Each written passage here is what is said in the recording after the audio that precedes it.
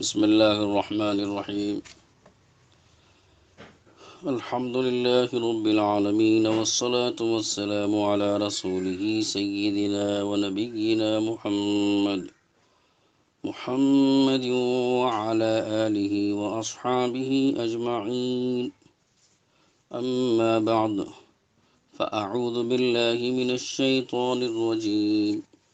بسم الله الرحمن الرحيم. المنافقون والمنافقات بعضهم من بعض يأمرون بالمنكر وينهون عن المعروف ويقبضون أيديهم نسوا الله فنسيهم إن المنافقين هم الفاسقون. وعد الله المنافقين والمنافقات والكفار نار جهنم خالدين فيها هي حسبهم ولعنهم الله ولهم عذاب مقيم. كالذين من قبلكم كانوا أشد منكم قوة وأكثر أموالا وأولادا فاستمتعوا بخلاقهم فاستمتعتم بخلاقكم كما استمتع الذين من قبلكم بخلاقهم وخضتم كالذي خاضوا أولئك حبطت أعمالهم في الدنيا والآخرة وأولئك هم الخاسرون.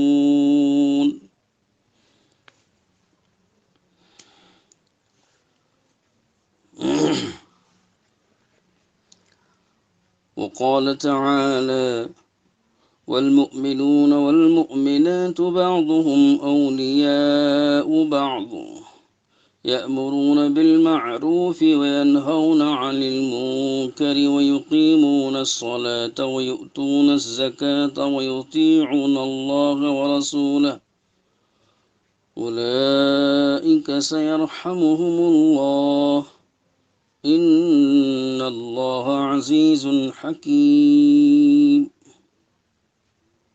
صدق اللہ العظیم. حاضرین کرام، بزرگوں، دوستوں اور خواتین، محترم خواتین اور مستورات، معزز سامعین کرام، آج میں نے سورہ توبہ کی چند آیتیں تلاوت کی ہیں. 67، 68، 69 اور 71 نمبر کی آیت. ان آیتوں میں جو مضمون ہے وہ بہت اہم مضمون ہے، جو ہمارے اس وقت کے حالات کے اعتبار سے قابل توجہ ہے. اللہ تعالیٰ نے ان آیتوں میں منافق مردوں اور عورتوں کی خصلت اور مومنین مخلصین کی عادت، ان دونوں کا تقابل کر کے بتلایا ہے. اس سے ہمیں اپنے متعلق سمجھنے میں آسانی ہوگی کہ ہم کس زمرے میں ہیں اور کس زمرے میں ہم رہنا چاہتے ہیں. یہ فیصلہ مجھے اور آپ کو کرنا ہوگا. پہلے تو موجودہ حالت کے اعتبار سے ہم غور کریں کہ ہم کس زمرے میں ہیں اور کس جماعت کے ساتھ ہیں اور کس کے طریقے پر اور کس نہج پر ہم چل رہے ہیں، اور پھر آگے کے سلسلے میں راہ عمل ہم کو طے کرنا ہے کہ اب تک جو ہوا سو ہوا، اب آئندہ ہم کس طرح رہیں گے. تو یہ مجھے اور آپ کو طے کرنا ہے. اگر پہلے ہی سے مومنین مخلصین کے زمرے میں ہیں اور جو اس میں عادات ان کی بتلائی گئی ہیں اس کے مطابق ہم چل رہے ہیں، اور جو منافقین کی خصلتیں اور ان کی جو عادات و اطوار بتلائی گئی ہیں اس سے ہم کلی طور پر بچے ہوئے ہیں، تو پھر شکر لائق شکر ہے، شکر بجا لانا چاہیے اور اسے اللہ کا فضل سمجھنا چاہیے اور اس پر قائم رہنے کی فکر کرنا چاہیے۔ اور اگر پہلے سے اس طریقے پر نہیں ہے تو پھر توبہ کرنا ہے، استغفار کرنا ہے، اللہ سے معافی مانگنا ہے، اور پھر اپنے آپ کو منافقوں کی اس بری خصلت سے بچا کر مومنین مخلصین کی نیک اور صالح اور پاکیزہ عادات اور اطوار کے مطابق اپنے آپ کو ڈھالنا ہے۔ تو آئیے چلیے ہم ذرا اپنا موازنہ کرتے ہیں، اپنا محاسبہ کرتے ہیں۔ جو اللہ تعالیٰ نے یہاں پر موازنہ کیا ہے، کمپیئر کر کے پیش کیا ہے منافقوں کو مومنین مخلصین کے ساتھ، تو ہم اپنا محاسبہ کریں، اپنا آئینہ، اپنا چہرہ آئینے میں دیکھیں کہ اب آئینے میں جب تک ہم اپنا چہرہ نہیں دیکھیں گے تب تک ہمیں نہیں پتہ چلے گا کہ ہمارے چہرے پر عیب کیا ہے۔ ایک عجیب بات یاد آئی، آئینہ بھی بیچارہ صرف ہمارے چہرے کے داغ بتلائے گا، مگر ہمارے دل کے داغ کون بتلائے گا؟ کس آئینے میں ہم دیکھ سکیں گے؟ تو ایک شاعر نے بہت خوب کہا کہ منہ دیکھ لیا آئینے میں پر داغ نہ دیکھے سینے میں، منہ دیکھ لیا آئینے میں پر داغ نہ دیکھے سینے میں۔ یعنی آدمی منہ دیکھتا ہے آئینے میں تو منہ کے داغ معلوم ہو جاتے ہیں، مطمئن ہو جاتا ہے کہ بھائی میں تو صاف ستھرا ہوں اور میں تو ٹھیک ٹھاک ہوں، لیکن اس آئینے نے دل کے داغ نہیں بتائے، تو اس لیے اس نے دھوکہ کھا لیا کہ دل میں کوئی داغ نہیں ہے اور میں صاف ہوں، میرا دل پاک و صاف ہے۔ کاش یہ آئینہ اگر ہمارے دل کے داغ بھی بتاتا تو پھر چہرہ دیکھنے سے ہمارے دل کے داغ معلوم ہو جاتے اور ہم کبھی بھی مطمئن نہ ہوتے، لیکن یہ آئینہ صرف منہ کے چہرے کے داغ بتاتا ہے، دل کے داغ نہیں بتاتا۔ تو شاعر نے کہا کہ منہ دیکھ لیا آئینے میں اور مطمئن ہو گئے، پر داغ نہ دیکھے سینے میں۔ جی ایسا لگایا جینے میں کہ مرنے کو مسلمان بھول گئے، جی ایسا لگایا جینے میں کہ مرنے کو مسلمان بھول گئے۔ یعنی ساری بنیاد ہماری آخرت ہے اور مرنے کے بعد والی زندگی کی تیاری ہے۔ یہ اصل بنیادی فکر ہے کہ جب اس بنیادی فکر پر مسلمان آ جاتا ہے پھر اس کی زندگی صحیح ہو جاتی ہے۔ لیکن سب سے زیادہ غفلت اسی بنیادی فکر کے بارے میں ہوتی ہے کہ بنیادی فکر یہ کہ ہم اس دنیا میں عارضی طور پر آئے ہیں اور یہاں جو کچھ بھی ہے سب عارضی ہے، اور حقیقی زندگی آخرت کی ہے اور وہاں جو کچھ ہے وہ حقیقی ہے۔ اس بنیادی فکر پر اگر مسلمان آ جائے پھر اس کی زندگی صحیح رخ پر آ جائے گی۔ الغرض میں تقریر اور بیان نہ کروں بلکہ مجھے تو تفسیر کرنا ہے، تو جو آیتوں میں مضمون ہے وہی سمجھانا ہے مجھے۔ دعا کیجئے کہ بات سمجھ میں آ جائے ہم سب کے۔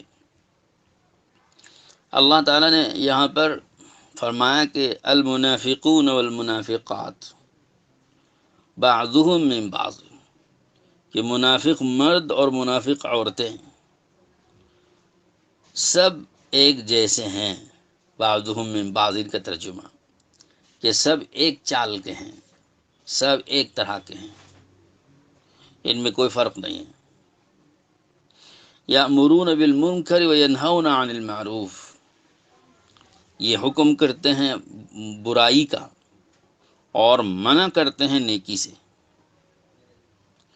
وَيَقْبِضُونَ أَيْدِيَهُمْ، اور اپنے ہاتھوں کو بند رکھتے ہیں، روکے رکھتے ہیں۔ نسوا اللہ فنسیہم، انہوں نے اللہ کو بھلا دیا، اللہ نے بھی انہیں بھلا دیا۔ ان المنافقین هم الفاسقون، بے شک منافق ہی نافرمان ہیں، حد سے نکلے ہوئے ہیں۔ اب اس آیت پاک میں چند باتوں کو سمجھنا ہے کہ منافق مرد اور منافق عورتیں، المنافقون والمنافقات، اس میں جو الفاظ ہیں یہ جمع مذکر کا اور یہ جمع مؤنث کا صیغہ ہے عربی کے قاعدے کے حساب سے، تو اس میں خود ہی ترجمہ نکل آتا ہے کہ منافق مرد اور منافق عورتیں ہیں۔ بعضهم من بعض، فرمایا کہ یہ بعض سے ہیں۔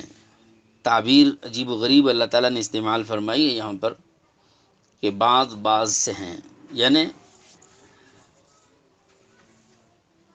کہ ان میں ایک دوسرے جیسے ہیں، یعنی سب ایک جیسے ہیں، سب برابر سرابر، یعنی سب کی چال، سب کی عادات اور سب کی خصلت ایک ہے۔ یہی ترجمہ کیا ہے تھانوی رحمۃ اللہ علیہ نے بھی،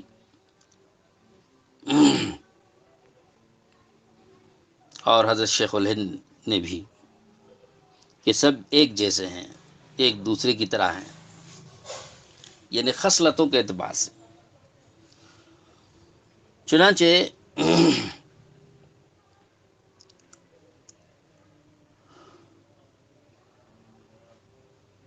اگلی آیت میں آگے جو میں نے پڑھی تھی، وہاں مومن مردوں اور مومن عورتوں کے متعلق جب بات کہی جا رہی ہے تو وہاں تعبیر الگ استعمال کی گئی، بعضهم اولیاء بعض۔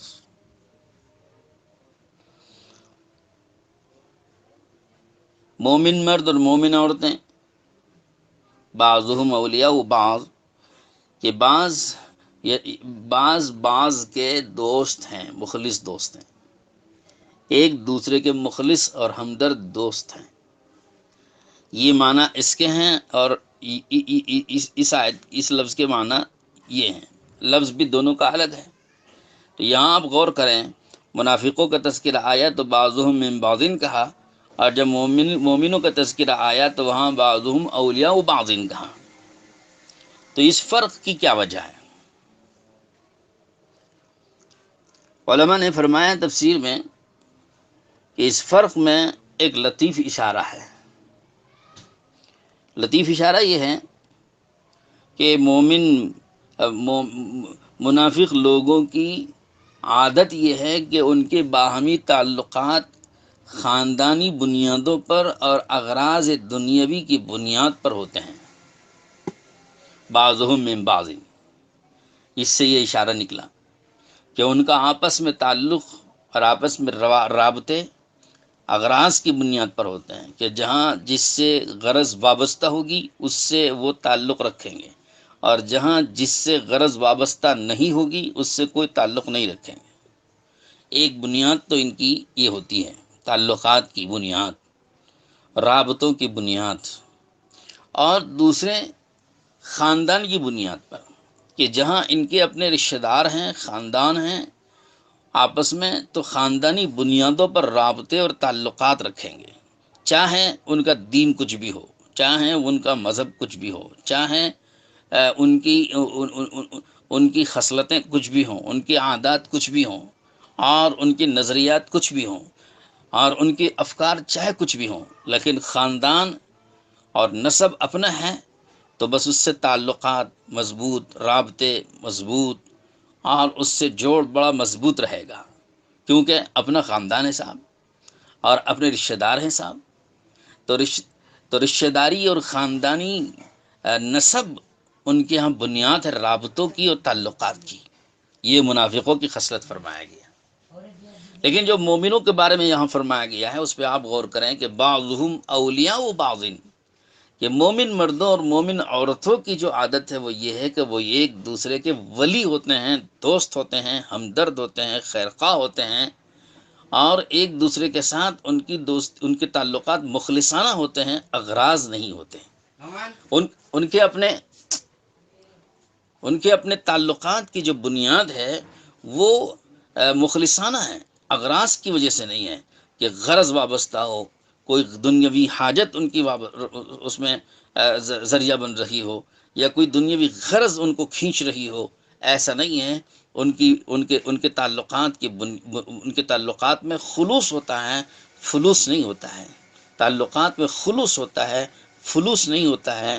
رابطے اغراض کی وجہ سے نہیں ہوتے ہیں، اخلاص کی وجہ سے ہوتے ہیں، ہمدردی کی بنیاد پر ہوتے ہیں۔ اور ظاہر ہے کہ ہمدردی اور خیرخواہی دین کی وجہ سے ہوتی ہے، کہ ان کے دین کی وجہ سے خیرخواہی، یعنی ان کا دین کا فکر، اور ان کی دنیا کی حاجتوں کا فکر، ضرورتوں کا فکر، اور ان کی اپنی خیرخواہی، ان کی ہمدردی اور انسانی حمیت اور ایک دینی غیرت اور انسانی ہمدردی کی بنیادیں، یہ وجہ اور سبب ہوتا ہے ان کے آپس کے رابطوں اور آپس کے تعلقات کے لیے۔ تو لہٰذا ان کے اپنے تعلقات میں خاندان یہ بنیاد نہیں ہے، چاہے اپنا خاندان ہو کہ پرایا خاندان ہو، چاہے اپنے عزیز و اقارب ہوں کہ پرائے ہوں، چاہے وہ رشتہ دار ہو کہ غیر رشتہ دار ہوں، چاہے وہ کسی اور قبیلے کے ہوں، چاہے وہ کسی نچلے سے نچلے طبقے سے تعلق رکھتے ہوں، یا غریب سے غریب ہی کیوں نہ ہوں، تو ان کی تعلقات کی بنیاد دین کی وجہ سے، ان کی خیرخواہی کے لیے، ان کی ہمدردی کی بنیاد پر اور انسانیت کی بنیاد پر، بھائی چارے کی بنیاد پر یہ تعلقات رکھتے ہیں۔ یہ مومن مردوں اور مومن عورتوں کی خوبی اور ان کی عادت اور پاکیزہ خصلت بتلائی گئی۔ یہ تقابل اللہ رب العزت نے یہاں پر پیش کیا ہے۔ اب آگے دیکھیں، جب منافقوں کی خصلت معلوم ہو گئی کہ ان کے آپس کے رابطوں کی اور تعلقات کی بنیاد دنیاوی اغراض اور خاندان ہوتا ہے، تو پھر وہ کیا کریں گے؟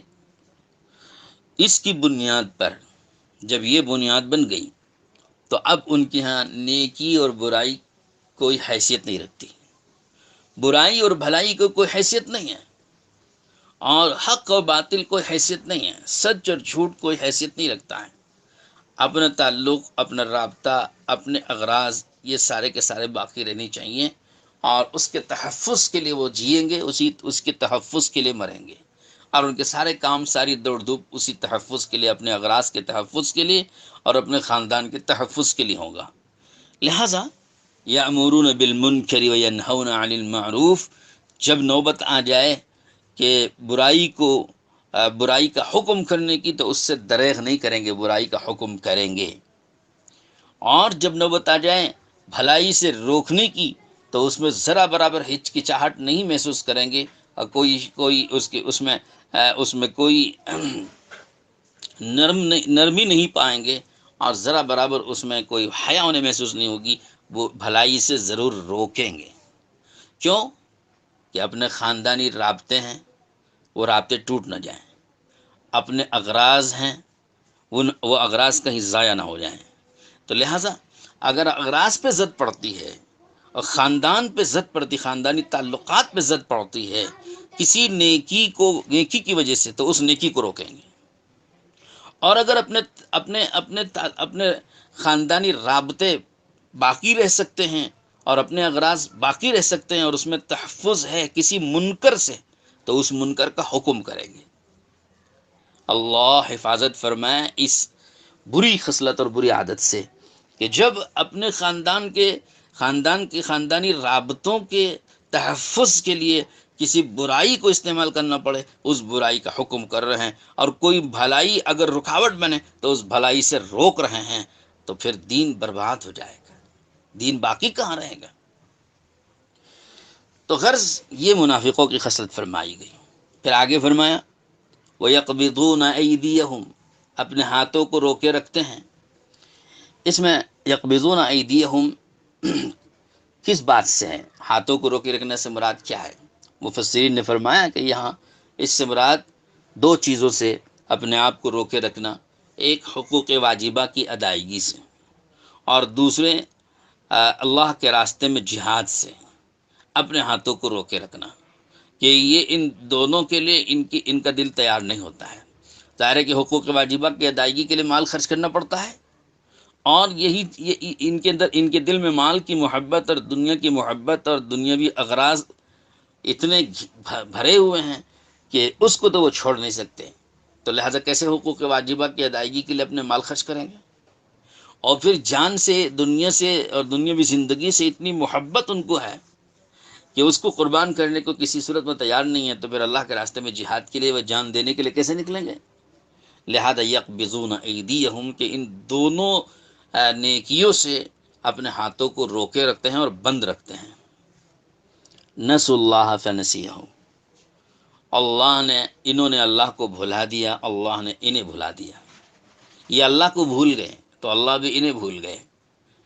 اللہ کیسے بھول جاتے ہیں؟ اللہ تو بھول سے پاک ہیں اور نسیان سے پاک ہیں۔ تو اس آیت پاک کا کیا مطلب ہے، معنی کیا ہے؟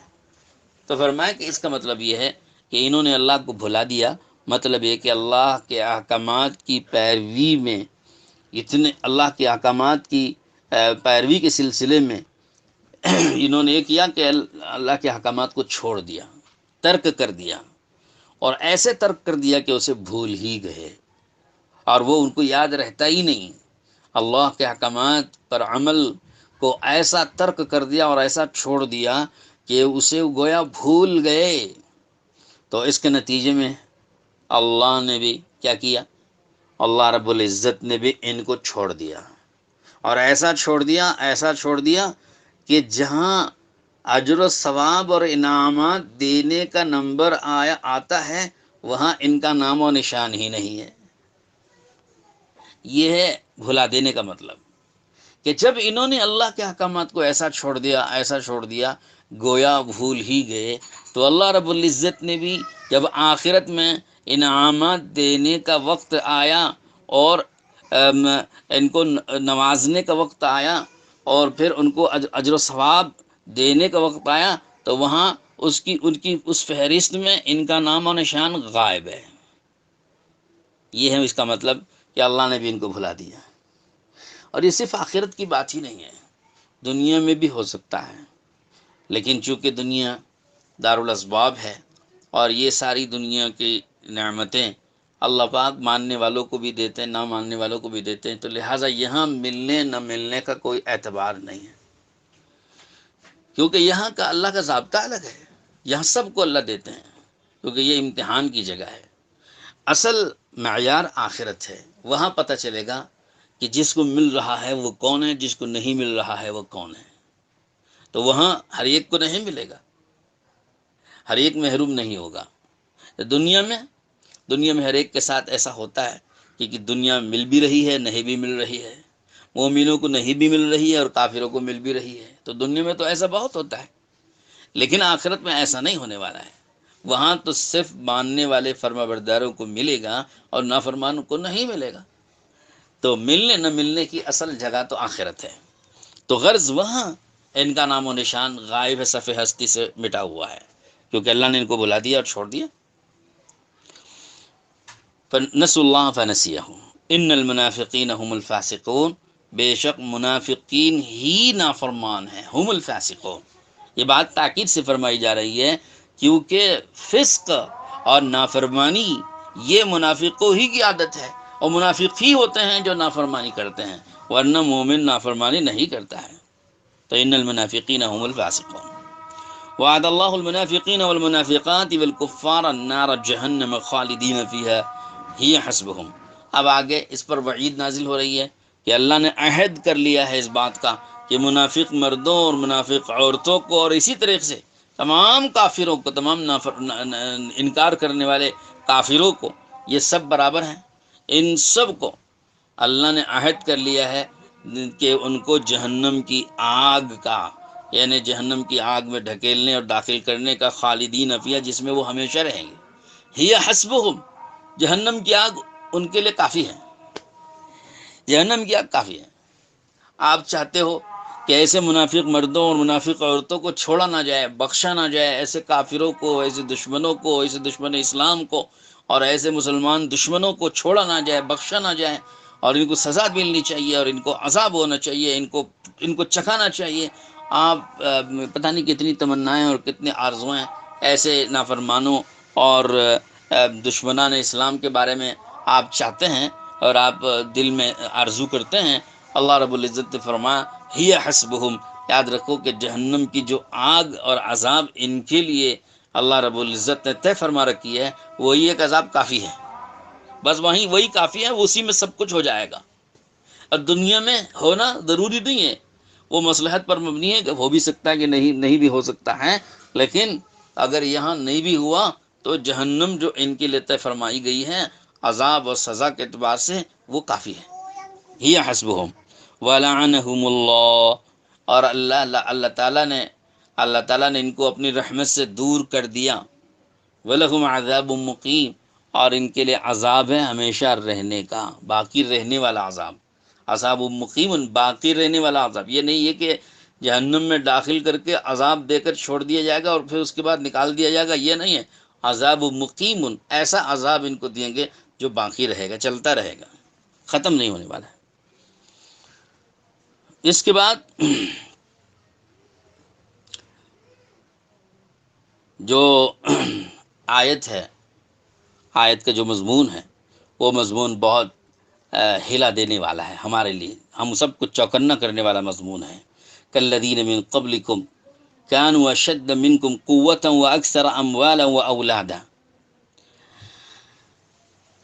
اس میں اس کی تفسیر کرنے سے پہلے یہ بتلا دوں کہ یہ آیت کس کے متعلق ہے۔ فرمایا کہ یہ آیت، مفسرین فرماتے ہیں کہ یہ آیت مسلمانوں کے بارے میں ہے، یہ خطاب ہے مسلمانوں سے۔ اس آیت پاک میں اللہ نے مسلمانوں سے خطاب کیا، فرمایا کہ انتم کالذین من قبلکم، اے مسلمانوں، اے مومنوں، تم لوگ ان لوگوں کی طرح ہیں جو تم سے پہلے گزر چکے، تم سے پہلے گزری ہوئی امتوں کی طرح ہو تم لوگ۔ کانوا اشد منکم قوۃ واکثر اموالا واولادا، پچھلی امتوں کے لوگ تم سے زیادہ قوت کے اعتبار سے بڑے مضبوط تھے، اور مال اور اولاد کے اعتبار سے تم سے کثیر تھے، کثیر الاولاد بھی تھے، کثیر المال بھی تھے۔ فاستمتعوا بخلاقہم، چنانچہ انہوں نے مزے اڑائے اور خوب فائدہ اٹھایا، انہوں نے اپنے حصے سے۔ خلاق کا مطلب یہاں پر حصہ، مراد دنیاوی حصہ، کہ اپنے حصے سے، دنیاوی حصے سے انہوں نے خوب فائدہ اٹھایا، فائدہ حاصل کیا۔ فاستمتعتم بخلاقکم، لہذا اب تم لوگ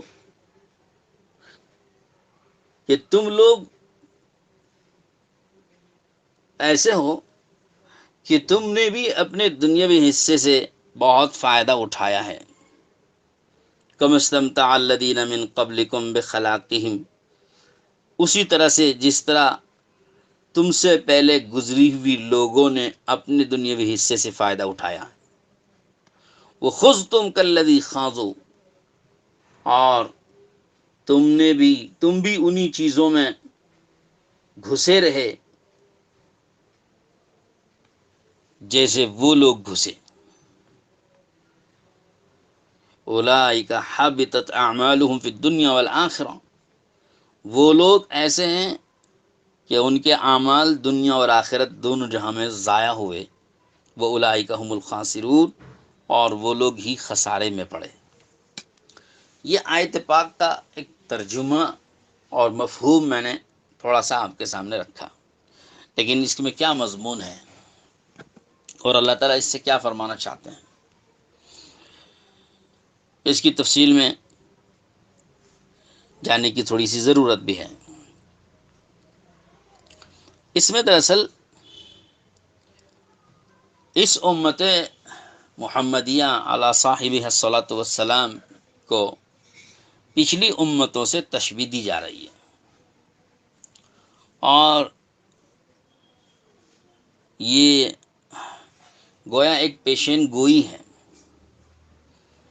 فرما رہے ہیں کہ تم لوگ بھی پچھلی امتوں کی طرح سے کرو گے،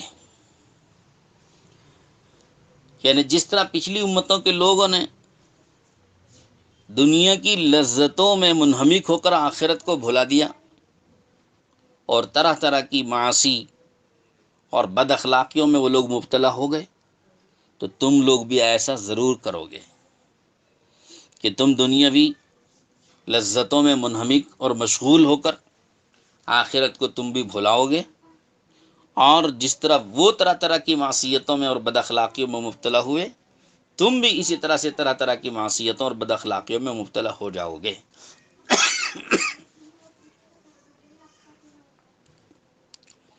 یہ ہے اس آیت پاک کا مطلب۔ اور پھر یہ فرمایا گیا ساتھ میں، وہ لوگ ایسے ہیں کہ دنیا اور آخرت دونوں ان کی برباد ہو گئی، ان کے اعمال اور ان کی ساری محنتیں دنیا اور آخرت دونوں جہاں میں برباد ہوئی ہیں، اور وہ لوگ خسارے میں پڑے ہیں۔ لہٰذا چوکنا ہو جاؤ کہ تم بھی اگر ایسا ہی کرو گے تو کہیں تمہارا انجام بھی ایسا نہ ہو جائے۔ یہ اللہ رب العزت نے انجام اس امت کا بتایا نہیں ہے، بلکہ ڈرایا ہے۔ اس امت کے ساتھ یہ ہمدردی ہے اللہ تعالیٰ کی، اور اس امت کے ساتھ اللہ تعالیٰ کی ایک محبت ہے اور خیر خواہی ہے کہ اللہ نے یہ پیشن گوئی تو دے دی کہ اس امت میں بھی لوگ اسی طرح کریں گے جس طرح پچھلی امتوں کے لوگوں نے کیا، اور اس امت میں بھی لوگ معاصی میں اور بد اخلاقیوں میں اسی طرح مبتلا ہوں گے جس طرح پچھلی امتوں کے لوگ معاصی اور بد اخلاقی میں مبتلا ہوئے۔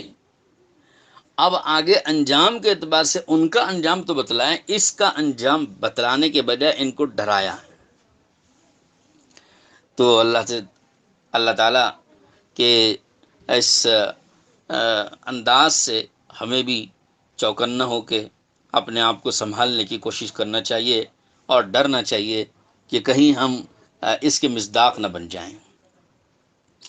چنانچہ اس معنی میں حدیث بھی وارد ہوئی ہیں، بہت سی حدیثیں ہیں اس بارے میں، حدیث کی کتابوں میں کافی حدیثیں اس بارے میں آئی ہوئی ہیں۔ حضرت ابو ہریرہ رضی اللہ تعالی عنہ نے روایت بیان کی ہے کہ رسول اللہ صلی اللہ علیہ وسلم نے ارشاد فرمایا کہ تم بھی وہی طریقے اختیار کرو گے جو تم سے پچھلی امتوں نے اختیار کیا ہے۔ لَتَتَّبِعُنَّ سُنَنَ مَنْ كَانَ قَبْلَكُمْ شِبْرًا بِشِبْرٍ، یعنی تم ضرور ضرور وہی طریقے اختیار کرو گے جو پچھلی امتوں نے اختیار کیے ہیں، اور ایسے اختیار کرو گے شبرن بشبرن کے بالش در بالش۔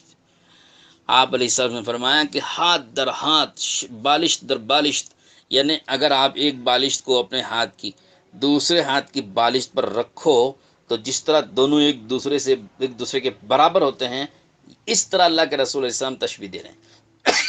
یعنی اس امت کے لوگ بھی پچھلی امتوں کی طرح بالکل بالش در بالش کی طرح سے بعین ہی اسی طرح سے کام کریں گے، اعمال کریں گے، بد اخلاقیاں کریں گے، معاصی اور نافرمانیاں کریں گے۔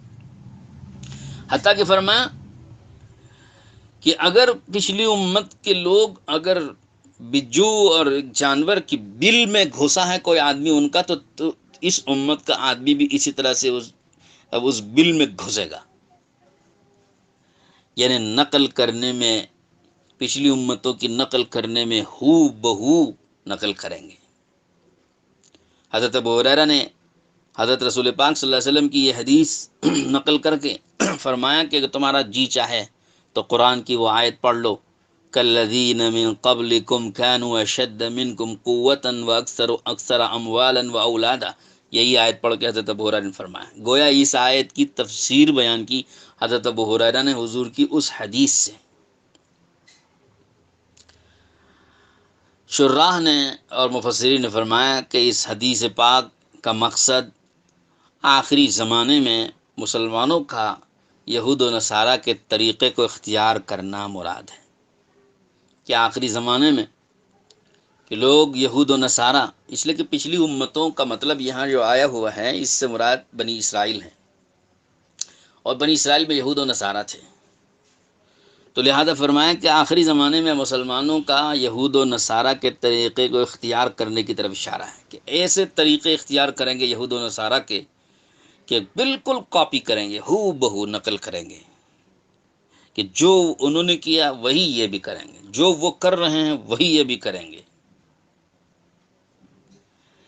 تو یہ اللہ کے رسول صلی اللہ علیہ وسلم نے گویا آخری زمانے کی پیشن گوئی، یعنی جیسے جیسا زمانے نبوت سے دور ہوتا جائے گا ویسے ویسے یہ بات پیدا ہوتی جائے گی، اور اللہ معاف فرمائے موجودہ ہمارے اپنے زمانے میں اگر دیکھا جائے تو یہ بات پائی جا رہی ہے۔